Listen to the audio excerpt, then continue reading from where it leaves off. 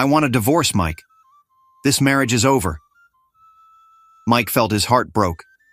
He looked at her, his heart shattered. Why, Meso? After everything we've been through, you want to throw it all away? She folded her arms. You're asking why? Look at me. Look at my life. I've been carrying you, this house, everything for months. I didn't sign up for this. Mike wheeled closer to her, tears pooling in his eyes. I know it's hard. I know I've been a burden. But I'm trying, Meso. I'll get better. I'll walk again. Just give me time.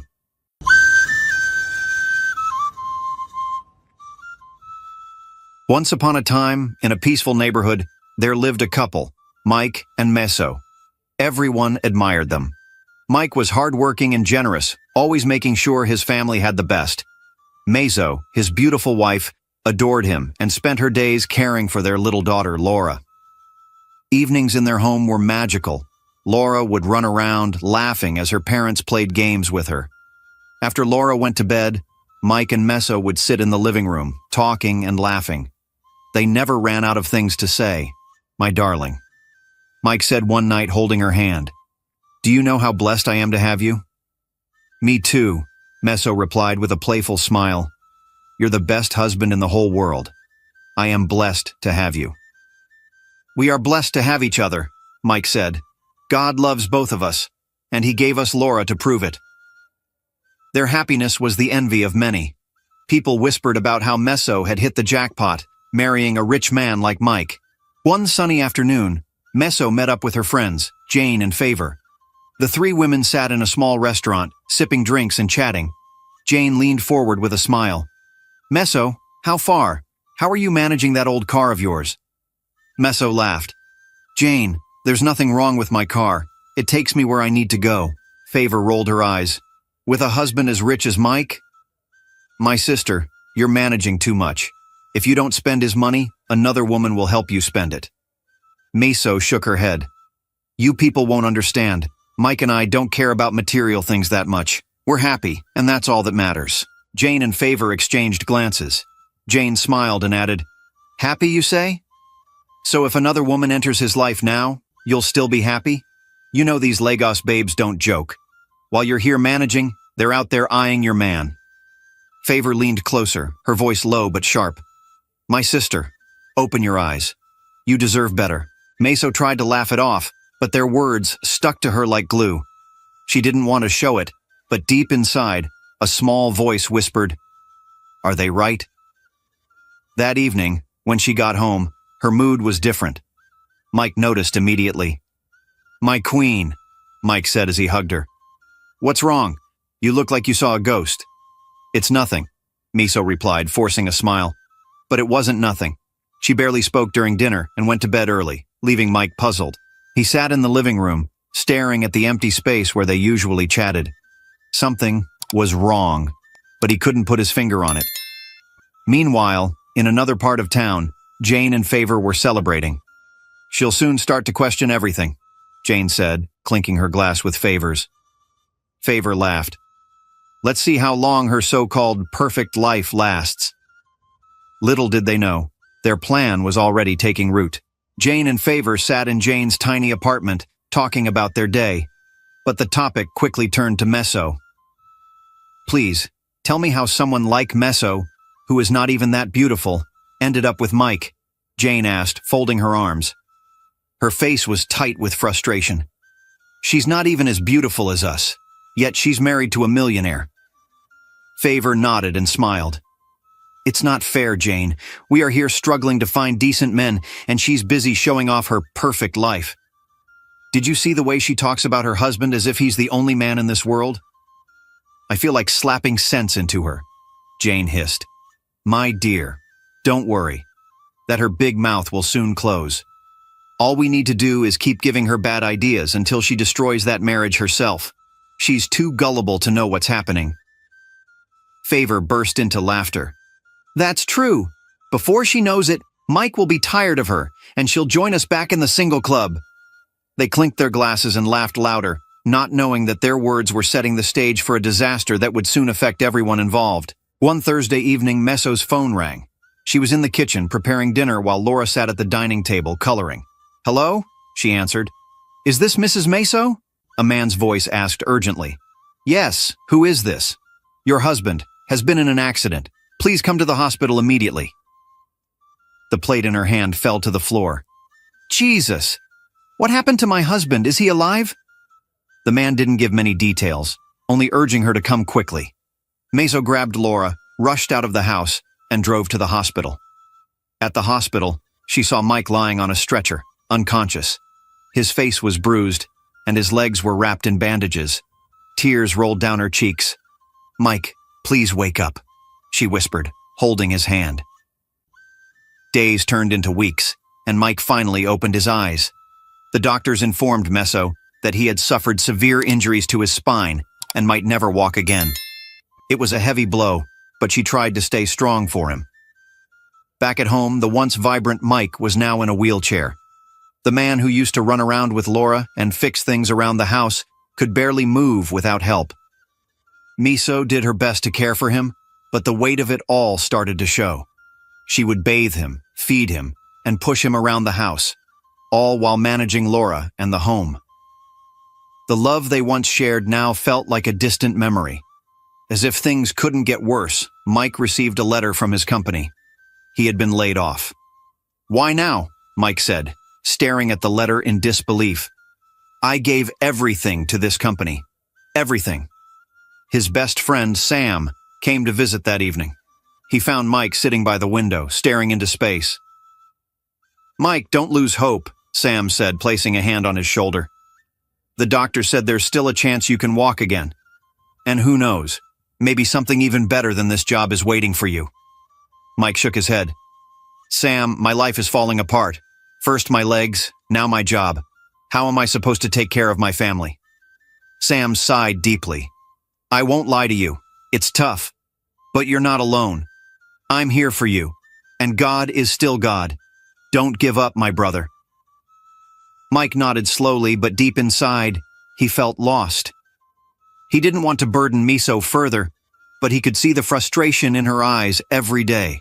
Meanwhile, Meso was reaching her breaking point, and as she struggled with her new reality, Jane and Favor were waiting in the shadows, ready to stir up more trouble. One evening, Meso sat at a lounge with Jane and Favor.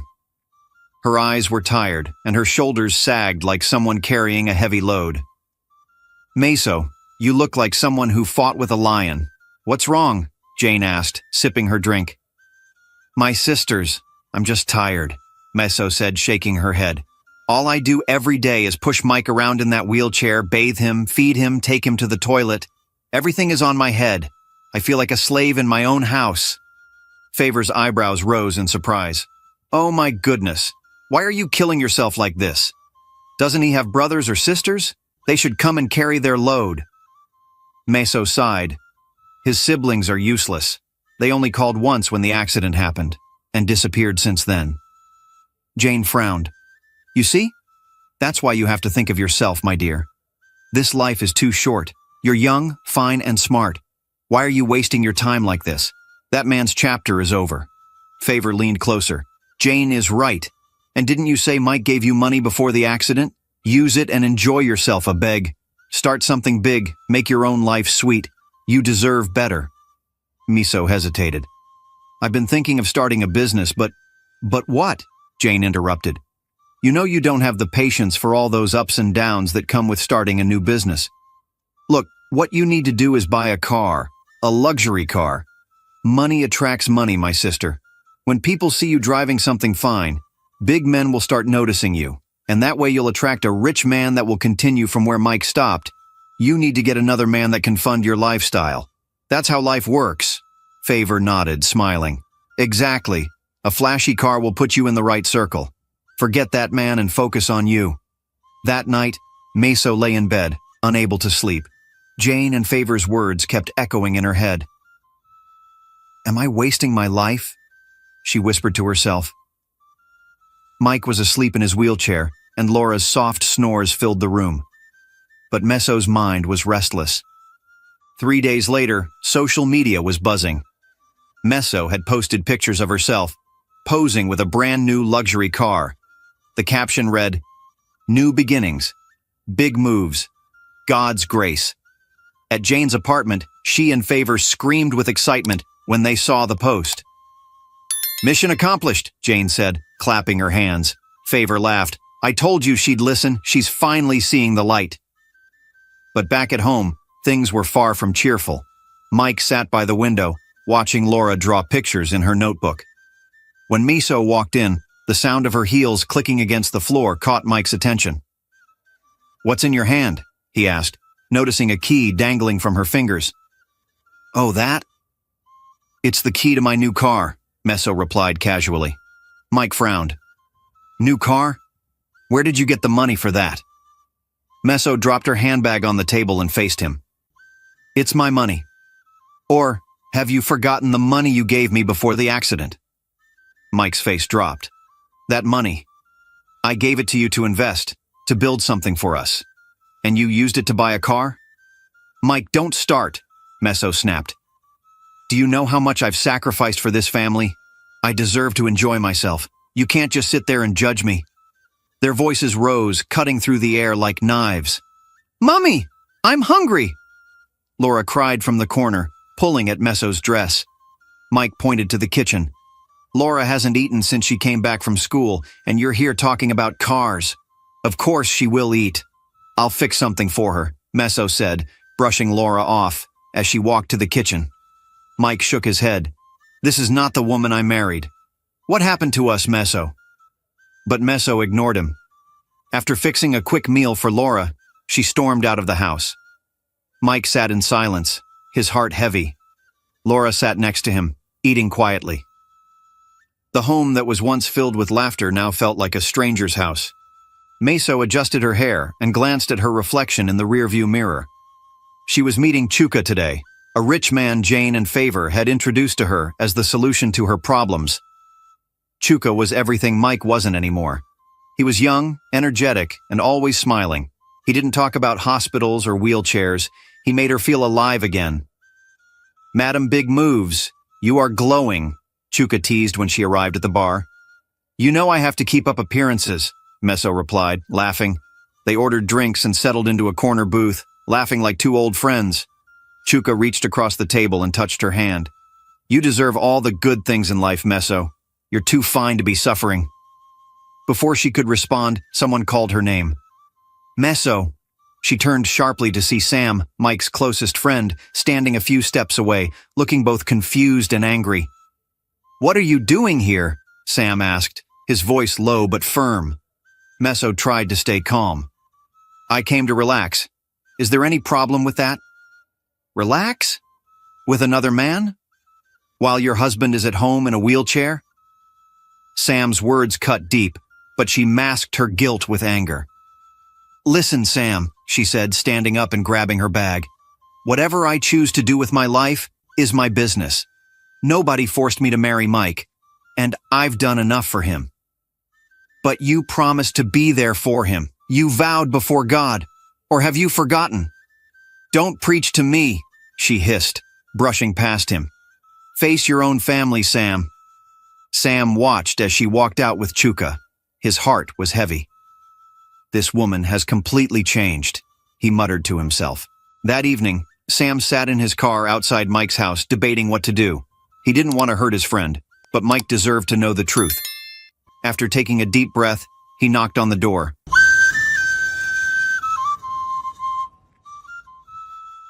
Mike wheeled himself to the door, surprised to see Sam.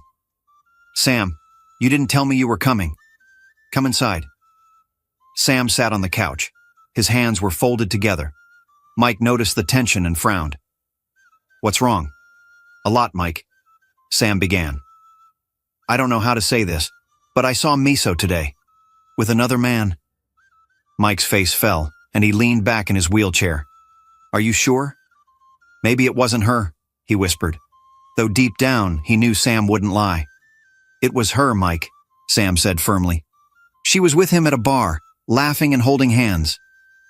Tears welled up in Mike's eyes. "I knew something was wrong. She's been acting different for months now, but I didn't think it would come to this." Sam moved closer and placed a hand on his shoulder.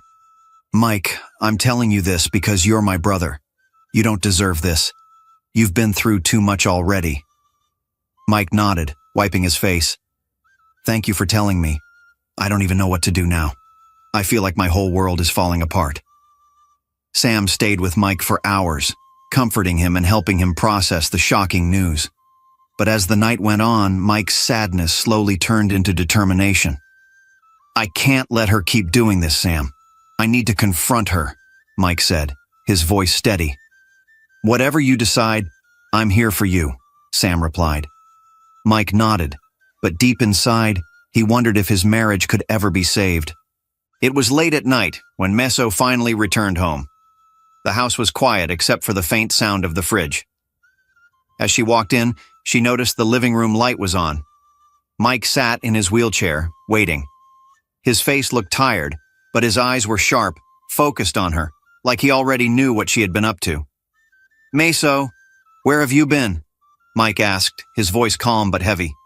I went out, she replied casually, avoiding his gaze as she dropped her bag on the table. With who? He pressed. Meso sighed loudly, irritated. Must you always ask questions? I'm tired. Mike's voice cracked as he spoke again.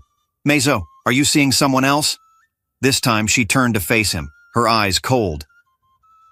And so what? If I am? She replied. I want a divorce, Mike. This marriage is over. Mike felt his heart broke. He looked at her, his heart shattered. Why, Meso? After everything we've been through, you want to throw it all away? She folded her arms. You're asking why? Look at me. Look at my life. I've been carrying you. This house, everything for months. I didn't sign up for this. Mike wheeled closer to her, tears pooling in his eyes. I know it's hard. I know I've been a burden. But I'm trying, Meso. I'll get better. I'll walk again. Just give me time. Meso shook her head, laughing bitterly. Time? Time won't change anything. You're the only one still holding on to this sinking ship, Mike. I've moved on. You should too. Meso, please. Think about Laura, Mike pleaded. She needs both of us. Don't do this to her. But Meso's mind was made up. She turned towards the hallway, her voice flat. Laura will be fine. She'll understand one day.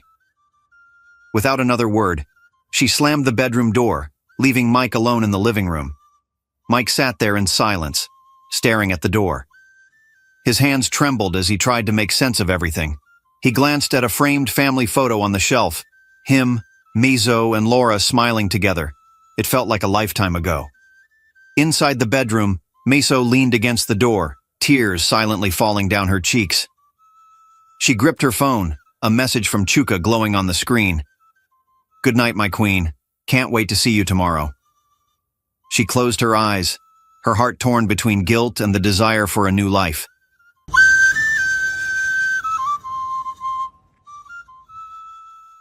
As Meso shuts the door on Mike, has she also shut the door on her family's future?